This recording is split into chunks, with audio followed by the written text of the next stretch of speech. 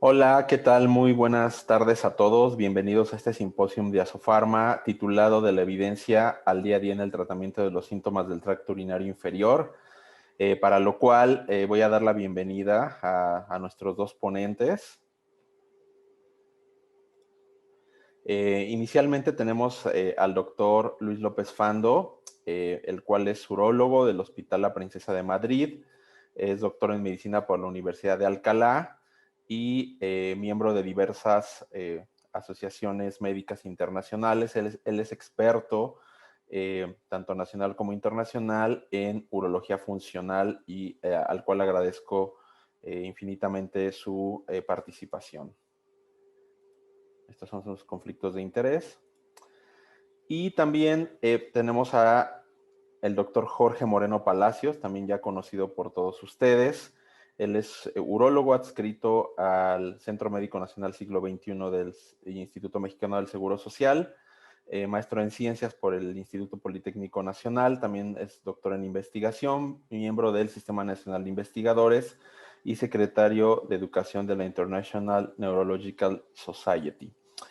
También es un experto nacional e internacional en urología funcional y afortunadamente tenemos, aquí está su conflicto de intereses, y afortunadamente tenemos a estos dos expertos para discutir sobre la evidencia científica y cómo llevarla al día a día en los pacientes con síntomas del tracto urinario inferior. Muchísimas gracias a ambos por su participación, gracias a los asistentes y damos inicio a este simposio. Francisco, muchas gracias por la invitación y es un gusto estar en esta tarde de viernes con ustedes discutiendo acerca de casos clínicos en urología funcional, síntomas del tracto urinario inferior en el varón. ¿Y por qué es importante que platicamos esta tarde de esto? Porque es bastante común que este tipo de pacientes lleguen a nuestro consultorio, analicemos que se está quejando de pujo, tenesmo vesical, aumento en la frecuencia, se para por las noches y que todo asumamos el problema a la próstata. Este concepto ha cambiado de modo importante en los últimos 20 años y hemos puesto ahora el foco de atención también en la vejiga, por lo que llevar a todos los pacientes como era quizá el habitual anterior a una cirugía, yo les pregunto, ¿esto los curaba? Y tenemos que dejar de ver al paciente solo como el señor próstata, sino ahora entendemos que es una disfunción entre la próstata y la vejiga que está condicionada por distintos factores que pueden afectar el tracto urinario inferior, como el envejecimiento, por mencionar alguno, evidentemente la obstrucción del tracto de salida que va causando distintos cambios a lo largo de la vida de esa vejiga que está trabajando a una presión incrementada, enfermedades como la diabetes, la presión, ¿sí? El famoso síndrome metabólico, pueden afectar también de modo indirecto toda la irrigación que va hacia el piso pélvico y esto afectar tanto a la próstata como a la vejiga. ¿Qué busca el paciente que va con síntomas del tracto urinario inferior cuando está frente a nosotros en el consultorio? Entendemos muy bien que los síntomas asociados al vaciamiento son los más prevalentes. Sin embargo, los que más le deterioran la calidad de vida son justamente los relacionados a una función inadecuada de la vejiga, como lo pudiera ser la frecuencia, la incontinencia con incontinencia de urgencia específicamente y la nocturia. Vamos a estar discutiendo el doctor López Fando y yo a lo largo de la charla el algoritmo de diagnóstico de las guías de la Sociedad Europea de Urología, las cuales les invito a revisar detalladamente, donde podrán encontrar ciertos tips acerca de cómo hacer diagnósticos muy precisos en los varones con síntomas del tracto urinario inferior. Y platiquen con sus pacientes para establecer las expectativas, cuentas claras, relaciones médico-pacientes largas y si está en sus manos prevenir la progresión y evitar el desarrollo de complicaciones, hará que ese paciente esté muy contento con su atención. Y la mayoría de los pacientes que van a ver en su consultorio tienen tanto síntomas de vaciamiento como síntomas del almacenamiento. De hecho, en este estudio epidemiológico conocido como el EPILUTS, se entendió claramente que hay básicamente tres espectros de pacientes. El paciente que tiene exclusivamente síntomas relacionados a un vaciamiento inadecuado de la vejiga, aquellos pacientes que tienen síntomas mixtos, tanto síntomas asociados al tracto de la salida como a la vejiga, que es la mayoría de los pacientes que vienen a nuestro consultorio. Y finalmente habrá pacientes que el problema básicamente suele ser el almacenamiento, es decir, la vejiga, y nosotros tenemos que distinguirlos porque en el advenimiento de todo el armamentario de tratamiento que tenemos para estos pacientes, tenemos que escoger específicamente cuál es el que le convendrá de acuerdo a su sintomatología. Y discutiremos en los casos clínicos porque además podemos hacer distintas combinaciones para llevar a ese paciente a buen puerto. Y también desglosaremos brevemente en los casos el algoritmo de tratamiento de la Sociedad Europea de Urología para que vean cómo con pequeña información clínica van a poder tomar la mejor decisión para la atención de sus pacientes. Y sin más, es hora de empezar con la presentación del primer caso clínico. Nos trasladamos a Madrid. Doctor López Fando, es un gusto estar compartiendo este foro contigo. Muchas gracias, doctor Moreno. Muchas gracias a Sofarma por contar conmigo para este interesantísimo webinar en el que la pandemia nos está facilitando cada vez más tener este tipo de contactos y para mí un honor estar dentro de este congreso que nos va a llevar a, y es lo que quiero fundamentalmente, pasar de la evidencia al día a día en el tratamiento de los síntomas del tracto urinario en el varón. Y por ello no nos podemos olvidar que diferentes síntomas que tienen los pacientes implica que son diferentes estos mismos pacientes y nos implica que vamos a tener que afrontarlo con distintos tipos de tratamiento. Y como bien ha dicho el doctor Moreno, estos tipos de pacientes no pueden acabar directamente en cirugía. Nosotros tenemos que evaluar primero una muy buena historia clínica, tenemos que evaluar bien cuáles son los síntomas de llenado, que como bien nos ha dicho, son probablemente los que más provocan afectación en la calidad de vida y de ellos primordialmente la urgencia, la tenemos que medir y evaluar bien, tanto la urgencia como la incontinencia de urgencia, la frecuencia miccional aumentada y la nocturia, sin olvidar la historia clásica de los síntomas de vaciado y también algo que incomoda mucho a los pacientes, los síntomas posmiccionales, como el goteo posmiccional o la sensación de vaciado incompleto. Y para ello os voy a presentar este caso del día a día. Es un paciente de 45 años que no tiene alergias a medicamentos, tiene como único antecedente una apendicectomía, es diabético pero bien controlado, tiene hipercolesterolemia y dentro de la historia clínica tiene síntomas mixtos. Nicturia de 2-3 veces al día, una urgencia miccional que es lo que más le molesta de 4 o 5 veces al día, no presenta incontinencia de esfuerzo, tiene el chorro algo flojo, entrecortado y ocasionalmente gotea y tiene sensación de vaciado incompleto. Ha estado en seguimiento por otros servicios de urología y acude para una evaluación después de 2 años en tratamiento de tamsulosina sin ningún otro cambio y según él sin ninguna clara mejoría, salvo la mejoría a veces del chorro, pero que no siempre es ocasional. Le hacemos un examen físico, como a todos los pacientes, en el que no hay ninguna alteración fuera del aparato urinario, los genitales externos son normales, el pene es normal, tenemos un esfínter normotónico y una próstata grado 2 sin ningún tipo de sospecha ni ningún nódulo. Le pasamos el cuestionario, el IPSS.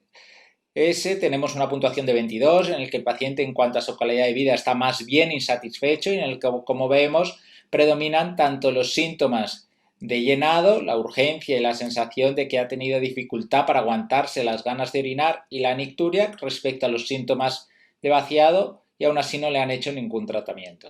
Y yo le pregunto, doctor Moreno, ¿cuál es la actitud que tomaría en este paciente?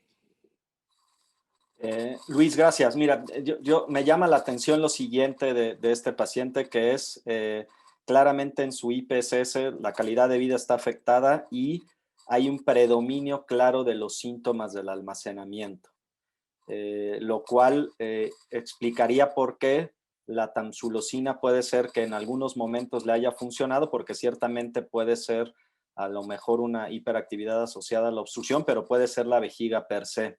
Creo que en él es como una herramienta muy importante establecer, como tú dices, la urgencia, ¿sí? ¿Qué grado de urgencia tiene?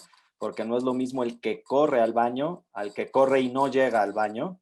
Y en este paciente, bueno, habría que ver muy bien cómo está vaciando y hacer un diario de la micción, es lo que pienso.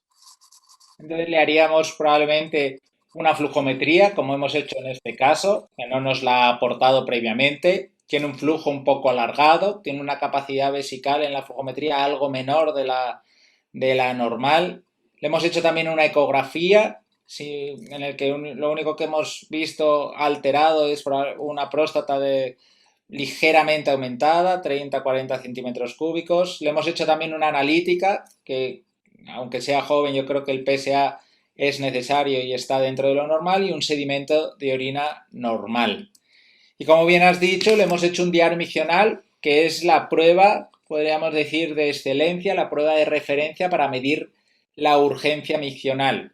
Y como bien se ha demostrado en algunos artículos, en el cual uno de ellos yo he participado sobre la validez del diario miccional, los diarios miccionales tienen que tener una escala de urgencia que nos permita diferenciar entre lo que hemos dicho, una urgencia demorable, de una urgencia que no se puede demorar, que sería lo que sería predominantemente una urgencia patológica.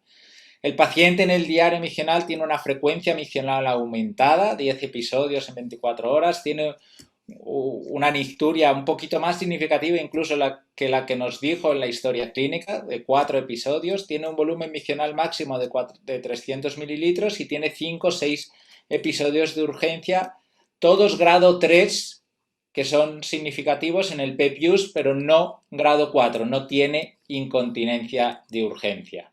Con lo cual, dentro de este algoritmo que nos diferencia la sintomatología, el grado de obstrucción, que lo podríamos hablar, como has dicho, en la flujometría, o el tamaño y el volumen prostático, nosotros tenemos claramente un paciente con síntomas mixtos de predominio de síntomas de almacenamiento, con una flujometría que nos deja dudas sobre la obstrucción y con un tamaño que no es probablemente grande. ¿El tamaño de la próstata es tan importante como nos decían antiguamente, doctor Moreno?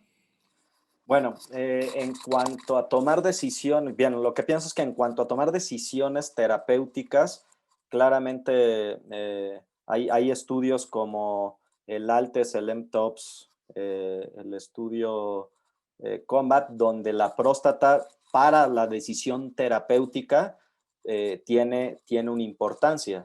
Sin embargo, hay que recordar que hay próstatas pequeñas que pudieran causar síntomas obstructivos. Pero bueno, dentro del algoritmo de tratamiento, después del diario de la micción, la siguiente pregunta a resolver para ver hacia dónde caminamos es el tamaño de la próstata.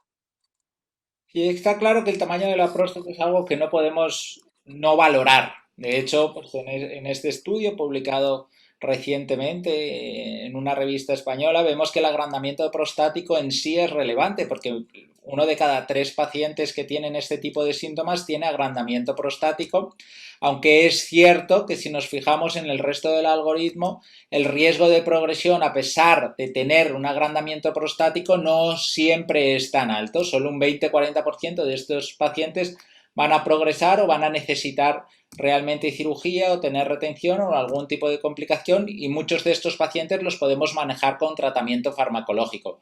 Pero no podemos no saberlo, como bien has dicho. Y volviendo a nuestro caso, este es un paciente que estaba con alfabloqueantes y no ha mejorado. Haciendo una revisión de los alfabloqueantes, es verdad que un 30-40% disminuyen el IPSS, aumentan el flujo máximo, que en este paciente no. Su inicio de acción es rápido, no tiene efecto sobre el volumen prostático y su duración, cuando es eficaz, es a largo plazo. Pero muchos de los pacientes que tienen síntomas de llenado o que no mejoran los síntomas de vaciado necesitan algún tratamiento adicional. Y eso es algo que tenemos que saber, porque no podemos persistir continuamente en un paciente que no está satisfecho con el mismo tratamiento estándar, como si no hubiese más tratamiento. Entonces, en este caso, ¿haríamos algún tratamiento ya o plantearíamos algún otro estudio? Es una buena pregunta. Algo que estás diciendo muy claro, y que creo que es uno de los mensajes es, tenemos que identificar que si hicimos el diagnóstico correcto y si el paciente está progresando, siendo que los síntomas es el principal factor de progresión clínico que se ha reportado. Entonces, yo creo que este paciente claramente tiene un problema asociado al almacenamiento, y aquí las medidas conductuales son muy importantes. El consumo de líquidos, y para eso el diario miccional es importante. Eliminar ciertos líquidos que pueden a lo mejor irritar o dar más síntomas del almacenamiento, como puede ser la cafeína. El bajar de peso es una cosa importante que también podemos recomendar en estos pacientes. Evitar el estreñimiento, y no sería descabellado, aunado a esto, iniciar con un tratamiento con algún medicamento antimuscarínico en combinación con la tamsulosina que ya toma. Está claro que nosotros, como ya hemos dicho, estamos manejando los síntomas de los pacientes, que es de lo que nos queja, que se queja. No estamos manejando una próstata, estamos manejando los síntomas, estamos manejando el equilibrio entre la vejiga y la próstata. Está claro que nosotros tenemos que hacer todos los cambios que has recomendado en el estilo de vida, y eso tenemos que hacer una supervisión periódica de eso. Tenemos que manejar el tratamiento farmacológico, que has hecho una propuesta y veremos si es la adecuada o si las guías clínicas nos lo dicen, y tenemos que saber que el tratamiento quirúrgico, y además ahora tenemos muchas alternativas, también es válido.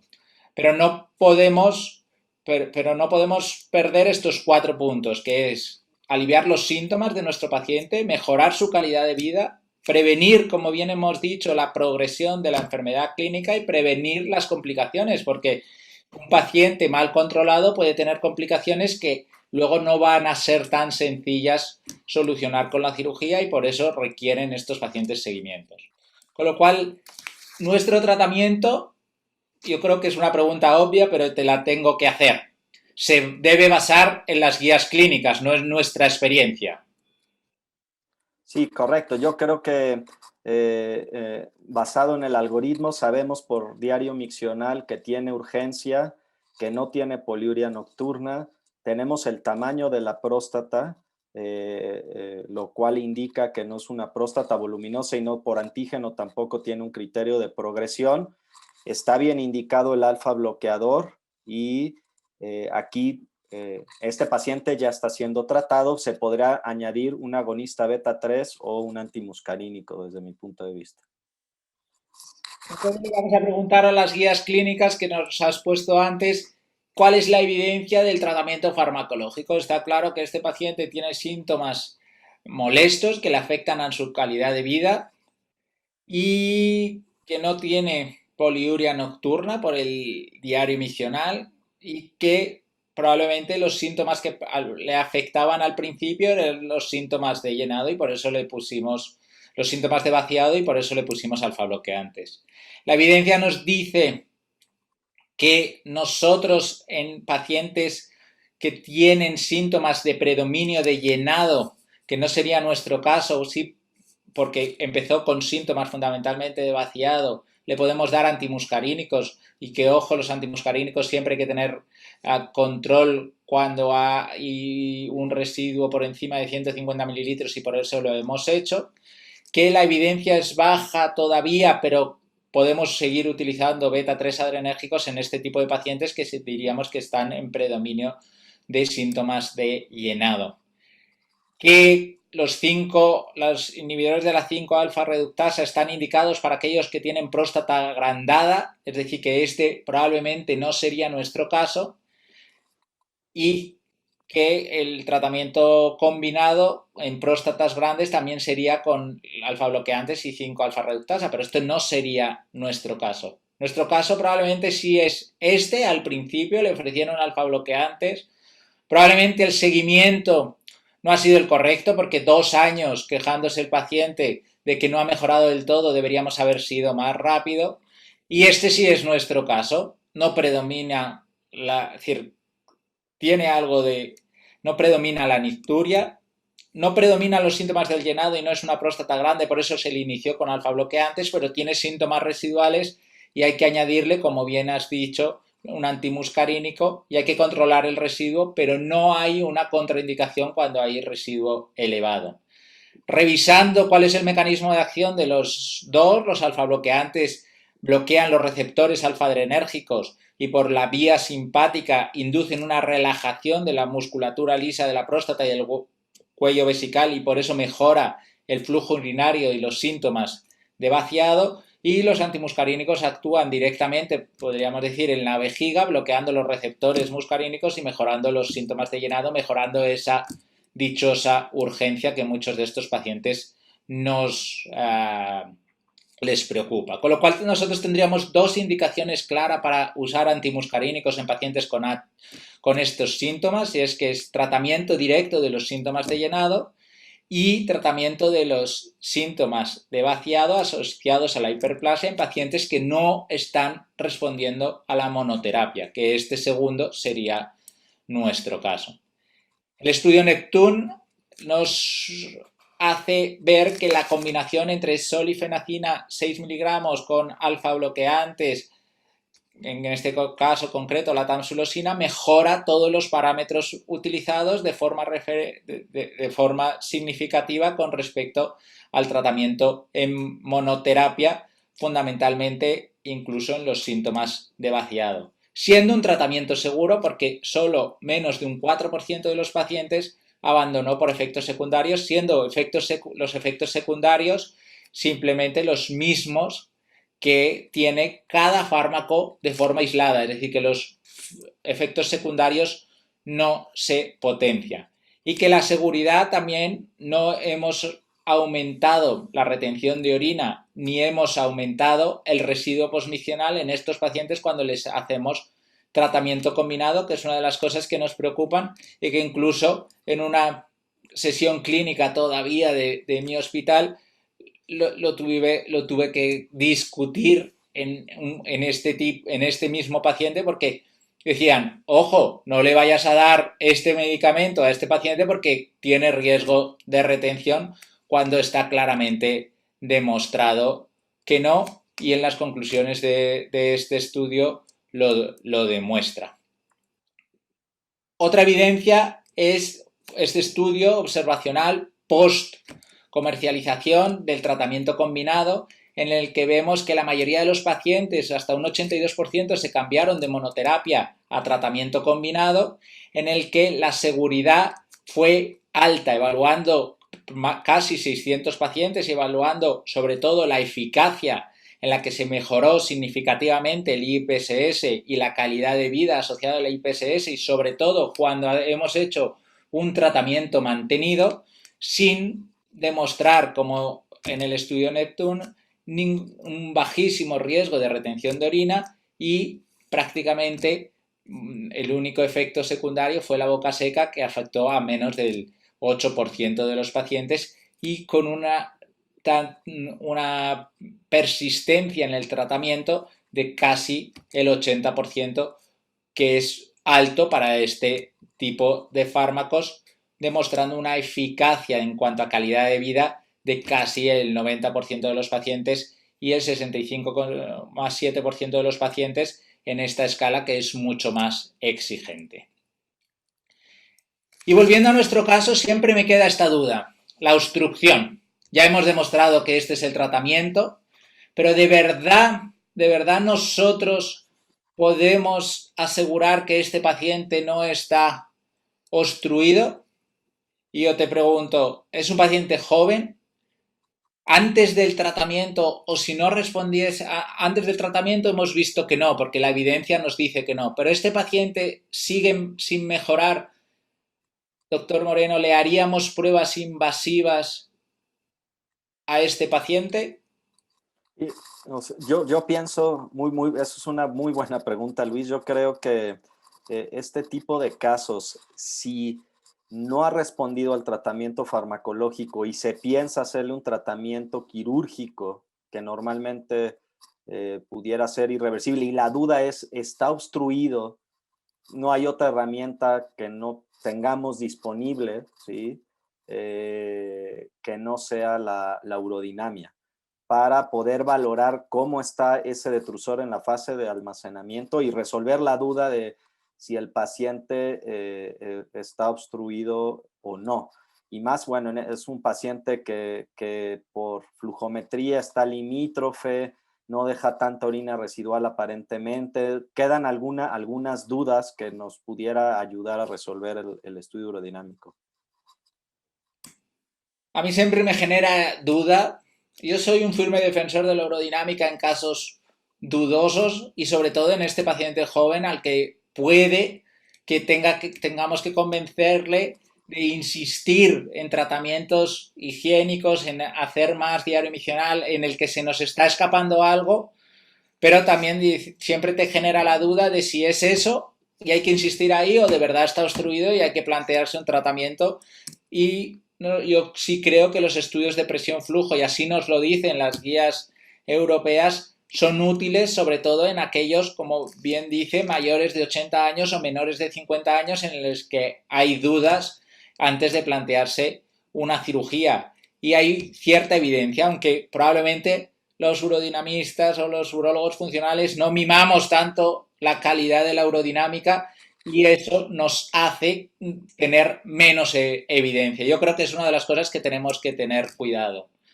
Nosotros le hicimos estudio urodinámico a este paciente y como veis, este estudio urodinámico nos deja a veces con dudas porque tiene una disminución de la acomodación al finalizar el llenado y eso empieza a generar ya la micción y nos quedamos con un vaciado en el que no se ha iniciado prácticamente por disminución de la acomodación y por hiperactividad, con lo cual me hace pensar que este paciente tiene todavía más patología vesical y que ahora mismo hay que insistir en esas medidas higiénicas y no claramente en la cirugía como alternativa.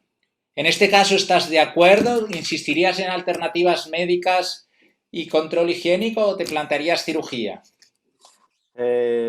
Yo coincido contigo, hay que ver que algo está, muchas veces he notado que confiamos todo al medicamento y no le damos la importancia a las medidas higiénicas.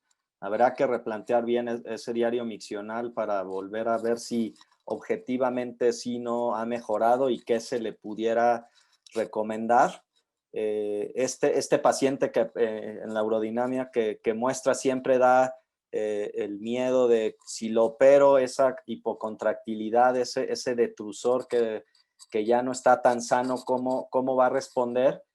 Pero si al final se decidiera desobstruir, ya tenemos la evidencia de a priori, que eso creo que es otra parte de la urodinamia, ya para plantearle las expectativas, ¿no? Y si se opera es alguien que probablemente va a necesitar tratamiento y eso es una cosa clara para el paciente. ¿Sabe qué, señor? Pues si nos vamos por este camino, altamente es probable que usted siga tomando cierto tipo de medicamentos para controlar la actividad de su vejiga. Y el paciente ya va con ese presupuesto, con ese predicho, y no que lo sorprenda que tú le pienses que por la cirugía se resolverá el problema y que ya no iba a tomar nada, que es algo que muchas veces sucede y seguramente te han llegado muchos casos que ya van a segunda o tercera opinión después de una resección de la próstata y el problema a lo mejor era algo muy similar y no se prendió el foco que la vejiga pudiera ser el problema.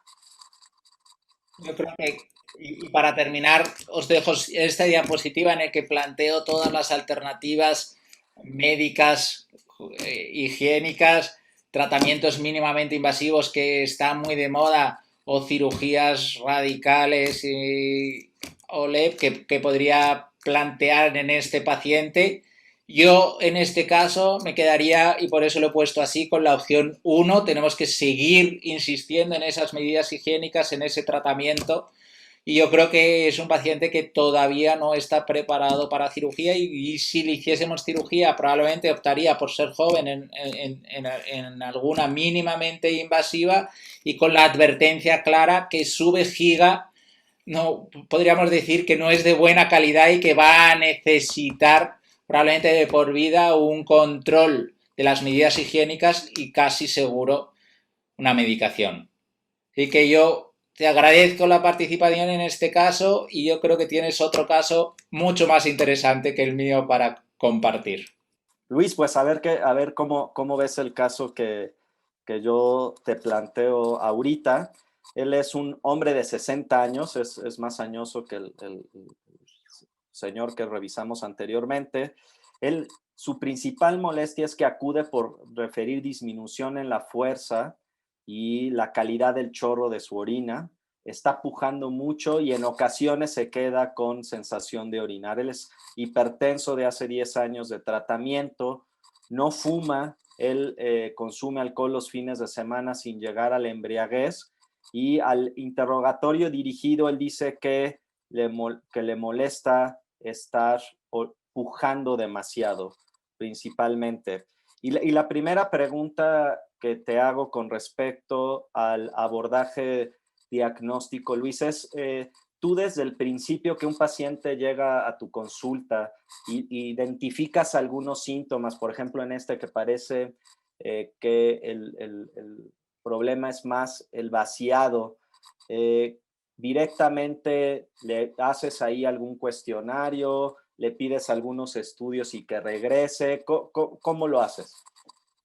Yo utilizo lo que hemos hablado antes, el algoritmo de la Asociación Europea de Urología. Yo creo que la historia clínica y la exploración física es prioritaria. Y aunque me venga con una eco de tamaño grande porque venga una segunda opinión, yo le voy a hacer el tacto rectal para confirmar que eso es real. En el algoritmo de la Asociación Europea de Urología también viene la flujometría y la medición del residuo posmisional, que creo que en este paciente con síntomas de vaciado es prioritario. El cuestionario IPSS lo deben tener todos estos pacientes y yo que soy muy fanático del diario misional, aunque este paciente tenga síntomas de vaciado, la única forma de detectar los síntomas de llenado son a través de que nos realice un buen diario misional. Y eso se lo entrego a todos los pacientes y que me venga con el resto con todas las pruebas para completar el estudio. Correcto, Luis. Sí, de acuerdo que no tenemos que dejar creo que una de las cosas fundamentales que dijiste es explorar al paciente, que siento que muchas veces hemos dejado a un segundo término. Hay una publicación de hace algunos años en Latinoamérica donde lamentablemente es un estudio en una encuesta que le hicieron a pacientes de urólogos que iban a ser sometidos a RTUP y un cuarto de los pacientes respondió que su urólogo nunca les había explorado la próstata, cosa que no podemos dejar. La historia clínica y el examen físico es el pilar fundamental de la medicina. Y bueno, a este paciente se le dio su cuestionario, se le pidió su ultrasonido, ahorita te daré los resultados, pero quisiera comentarte que nosotros en el servicio con los urólogos que estamos formando, les insistimos mucho en categorizar los síntomas y esto lo hacemos a través del cuestionario validado IPSS, que es muy conocido por todos los que nos están escuchando, pero quisiera destacar algunos puntos. El cuestionario puede funcionar muy bien para dividir aquellos pacientes que tengan síntomas de predominio de vaciamiento y de los del almacenamiento, porque ya discutimos en el caso anterior que es distinto tratar a unos o a otros, o a los que tienen de los dos. Y esta herramienta es fácil, reproducible, y toma muy pocos minutos en realidad hacerla y da mucha información. Y bueno, este paciente tiene un índice de masa corporal de 30, está con cierto sobrepeso. Al tacto rectal, la próstata parece ser una próstata ya voluminosa, no hay datos de infección. El IPSS tiene síntomas severos y aparentemente los síntomas de predominio son claramente del vaciamiento, no hay infección. El ultrasonido con medición de residuo dice que es una próstata de al menos 50 gramos, el antígeno salió en 2 nanogramos, la flujometría está con una tasa de flujo máximo de 14 y se reporta como un flujo compresivo y deja un volumen similar al del ultrasonido. El diario de la micción revela que tiene al menos en el peor de los días 8 micciones durante el día, 3 en la noche, en la peor de las noches. Hay urgencia con grado 2 y bueno, se descarta el diagnóstico de poliuria nocturna. Luis, con esto yo te pregunto, actualmente nosotros somos defensores de la urodinamia, pero ¿hay algunas otras herramientas diagnósticas que tú realices de modo rutinario para poder predecir qué paciente puede estar obstruido o no? Yo me fijo fundamentalmente en tres cosas. Yo me fijo en que son, creo que las tres cosas que mayor evidencia tienen aquí, que es la flujometría con medición del residuo posmiccional. Él tenía una flujometría con un volumen de 300 mililitros, con un flujo máximo alto, o sea, no bajo, 14 mililitros por segundo, pero tenía residuo de ya 60-70%, y esa fracción de eyección hay que verlo, es decir, la flujometría con control de residuo. Yo me fijo e intentamos medir el grosor de la vejiga por ecografía y la protrusión intravesical de la próstata. Esas son las de los parámetros que hay, diríamos, no invasivos, los que a mí me parecen que son más relevantes. El resto de parámetros me parecen útiles, pero a mí me cuesta mucho aplicarlos al día a día. Correcto, Luis. Sí, pienso que las tres herramientas que tú dijiste, el caballito de batalla, y creo que es accesible para muchos urólogos tener en su consultorio un flujómetro y medir el residuo. Estamos muy familiarizados con él. El grosor del detrusor de la vejiga y el índice de protrusión de la vejiga, ¿sí? Este es uno de los estudios más recientes. Han sido criticados por la variabilidad interobservador que puede haber, pero creo que son herramientas que están tomando cada vez más fuerza y tenemos que tomar en cuenta. Seguramente cuando a un urólogo llega un paciente, como vemos aquí, con un grosor del detrusor tan evidente como lo tiene este paciente, no nos gusta, ¿no? Nos asusta y sabemos que algo ya está pasando que no debería de ver. Y el índice de protrusión, que está relacionado a la falla de una prueba miccional después de la sonda, que sabemos que los pacientes responden menos a los tratamientos medicamentosos y tienen una cierta lógica mecánica, son herramientas que tenemos que empezar a utilizar cada vez más. En este estudio específicamente, el factor predictor comparado con urodinamia, que les hicieron a todos urodinamia, que más poder tuvo fue el índice de protrusión prostática. Como tú dices, hay otros que es una parte de la urología funcional que está creciendo. Hay muchas series, muchos otros métodos: medir la resistencia de la uretra, medir cómo está irrigándose la próstata, que todavía son experimentales, son más difíciles de hacer, y yo creo que aquí el éxito se tendrá en el que sea más fácil y reproducible, ¿no? Y bueno, este paciente claramente cae en el espectro de hombres que tienen mayormente síntomas del vaciamiento. Y yo te digo, en datos del almacenamiento, queda claro que hay ciertas recomendaciones que ya discutimos en el caso previo que son importantes. Esto también tiene impacto para los que tienen predominio de síntomas de vaciamiento. Yo creo que claramente sí, por varios motivos.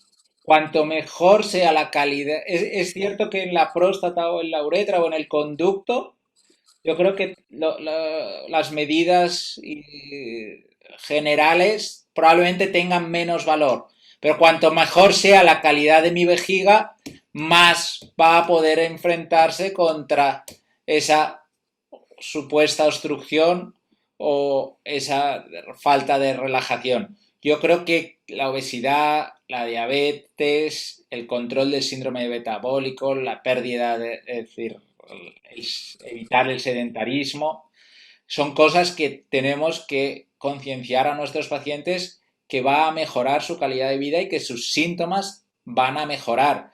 Incluso va a mejorar la producción de orina, va a disminuir la poliuria nocturna, va a disminuir la nicturia. Es decir, que yo creo que eso es algo que no debemos olvidar.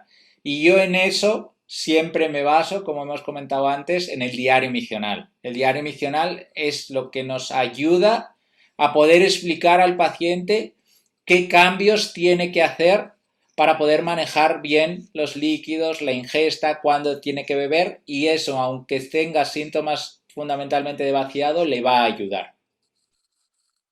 Correcto, sí, creo que el entendido es que esto es una unidad, ¿no? Entre la vejiga y la próstata, y uno puede impactar en el otro. Claramente, este es un paciente que tiene sobrepeso, habrá que invitarlo a que baje de peso, y hay información relacionada al programas de ejercicio y disminuir la circunferencia de la cintura 6 centímetros, puede corregir hasta 4 puntos en el IPSS, y cierta alimentación que seguramente está relacionada, y hay que pensar en esto en un paciente a largo plazo. Pensamiento que está en la medicina desde el inicio, quizá de la medicina, que mejor higiene y mejor vida y más saludable va a tener un impacto sí o sí, y esto se verá también reflejado seguramente, o se ve reflejado en los síntomas del tracto urinario inferior. Yo te pregunto, ¿este paciente se le dan se le da sus recomendaciones de estilo de vida, y es un paciente con una próstata grande? ¿Cuál es el paciente ideal o al que tú le sugieres el inicio de tratamiento combinado con el inhibidor de la 5-alfa reductasa y el alfa bloqueador? Pues probablemente yo te diría que este paciente, porque al final es un paciente mayor, o sea, algo más mayor que el anterior, con lo cual probablemente los efectos secundarios mínimos que tienen los inhibidores de la 5-alfa reductasa a nivel sexual no le van a afectar, y es un tratamiento, es un paciente que tiene factores de progresión. Yo creo que centrados en los síntomas, nosotros nos tenemos que fijar sobre todo en el tamaño de la próstata y en el PSA que tienen que tener todos estos pacientes. Un tamaño de la próstata de más de 40 centímetros cúbicos con un PSA de más de 1,5 en un paciente que tiene síntomas de predominio, de vaciado y síntomas moderados severos, se va a beneficiar de un tratamiento combinado, y no debemos, y podemos hacerlo desde el inicio, no hace falta hacer un tratamiento escalonado con alfa bloqueantes y luego ver qué pasa. Coincido contigo, hay que ahorita en la urología de síntomas funcional de tracto urinario inferior en el varón hay muchas combinaciones, tenemos muchas herramientas terapéuticas que podemos combinar, que podemos dar, como monoterapia y va a depender del paciente específico, los síntomas para poder construirles un tratamiento a la medida. De los inhibidores de la 5-alfa reductasa y los alfa bloqueadores es algo que empezó a principios de este siglo. Seguramente muchos, yo estaba en la residencia cuando estaba saliendo la publicación del estudio mTOPS, que ahora se volvió, digamos, uno de los clásicos en la urología funcional, donde pudimos entender por primera vez qué pasaba con aquellos pacientes que teníamos en una vigilancia activa en el brazo placebo, ¿no? Y entendimos que los síntomas y próstatas de mayor volumen y antígenos de mayor nivel eran factores de riesgo para presentar progresión clínica. Esto desencadenó en un segundo estudio donde ya se daba la terapia combinada en una combinación de dosis fija y queda claro que siempre en estos pacientes es mejor dar un tratamiento combinado con las dos sales a dar cualquiera como parte de la monoterapia y que los síntomas se mantienen controlados en el tiempo mediante la medición del IPSS. Y bueno, finalmente, ¿qué le dices a este paciente? ¿Cada cuánto tiene que venir? ¿Cómo lo sigues? ¿Le sigues pidiendo IPSS? ¿Es solo con sus síntomas que necesita, que te das cuenta que va bien? ¿Le pides o no el antígeno? ¿Qué haces? Yo creo que este es un paciente con riesgo de progresión. Yo creo que hay que hacer una primera visita, hay que advertirle que los síntomas del tratamiento combinado pueden tardar entre 3 y 6 meses en mejorar, es decir, que esto es un tratamiento a largo plazo, pero siempre hago una primera revisión a los 3 meses. Yo me baso fundamentalmente en los cuestionarios y en la flujometría, aparte de la historia clínica, y hay que hacer una monitorización del PSA en estos pacientes. Yo creo que el PSA nos dice cómo responde. Es verdad que yo creo que hay que estar tranquilos en cuanto al riesgo de progresión o el riesgo de cáncer o de selección de cánceres, porque eso ya se quedó demostrado en este estudio REDUCE, pero el PSA es que nos puede marcar también, junto con la flujometría y los cuestionarios, si tenemos cuál va a ser la evolución. Una vez que el paciente ha conseguido una estabilidad de su sintomatología, pues yo creo que podemos demorar el seguimiento. Pero yo creo que eso sí tenemos que ser ordenados y hacer una revisión primera a corto plazo para saber los efectos secundarios y el control de este paciente.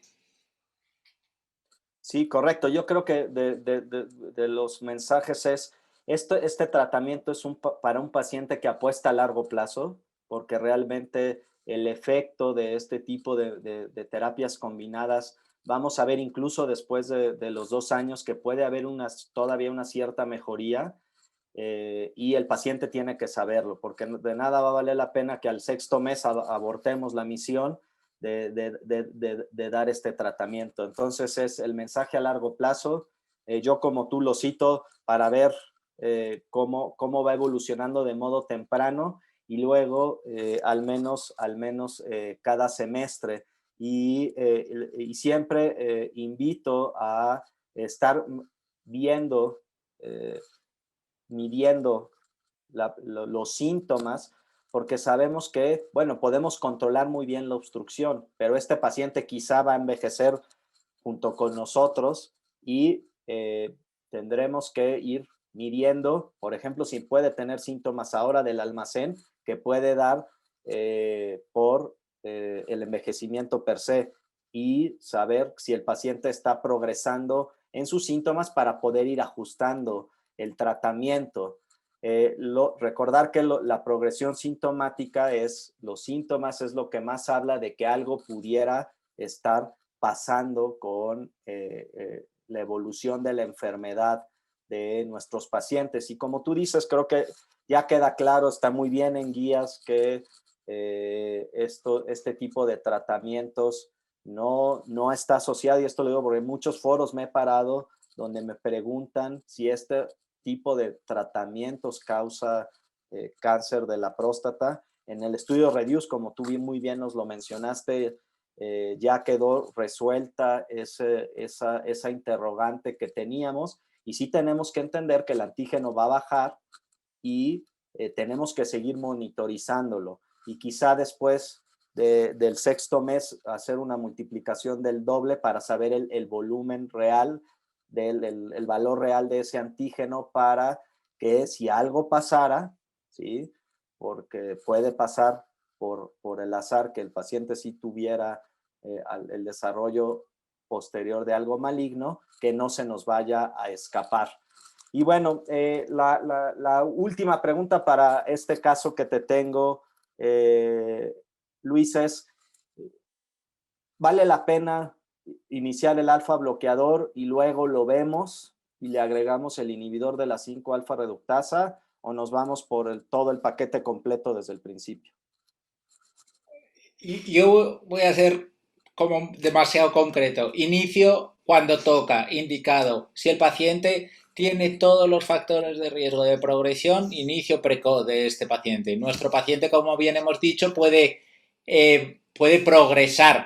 Hay pacientes que tenemos que ver con ellos, y puede indicarse un inicio tardío porque lo pactemos también con el paciente. Pero si el paciente tiene todos los criterios de progresión, yo creo que retrasar el inicio no es lo correcto.